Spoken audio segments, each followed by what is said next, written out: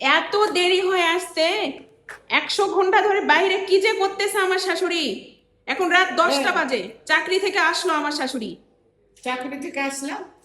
আমি কি এমনি বসে থাকি? আমি কোথায়? এমনি অফিস? বসে থাকি না। অফিসে গেছিল অফিস। তোরা আমাকে বসিয়ে রেখেছে এই মগ দিবে তার জন্য আর ভাস্তির জন্য। ফুপে কিসের একটা মগ? মগ, এটা কি জুসের মগ, জুসের সাথে পাইছে। তোরা দিয়েছে হ্যাঁ, মাহির জন্য? এই মগের জন্য আমাকে ওয়েট করালো আধা ঘন্টা। ফুপু বসো, আমি মগটা দিব, তখন তুমি নিয়ে যাবে হাতে করে। ওরা ও, যে মাহিকে এটাতে আজকে পানি দিবা। দেখি খোলেন।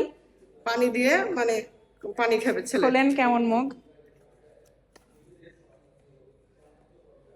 ও, বাহ বাহ বাহ, সুন্দর। আরো 1 ঘন্টা দেরি করে আসলেও কিছু বলতাম না তো। হ্যাঁ, এটা মাহির জন্য।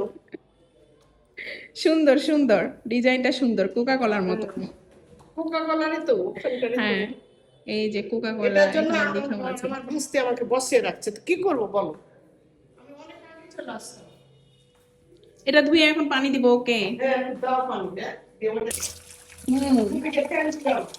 মাহির ফুপি মাহির জন্য সুন্দর একটা মগ পাঠাইছে আর কি, সুন্দর ডিজাইন মগ পাঠাইছে। আর এটার জন্য আমার শাশুড়ি একটু দেরি করে আসছে, তাই বকছিলাম আমার শাশুড়িকে, বলতেছে এই যে এই মগ নিয়ে আসার জন্য দেরি হয়েছে, বসাই রাখছে। তো যাই হোক, সেটা কোনো বিষয় না, ফাজলামি করছিলাম। তো এখন এই মগে করে আমি মায়ের জন্য পানি নিয়ে যাই। ডিম দিয়ে দিতে পারলে ভালো হতো, তবে ভিডিও যেহেতু করতেছি। আর এখন ইংরেজি ছটা যা এক্ষুনি ফাটতো।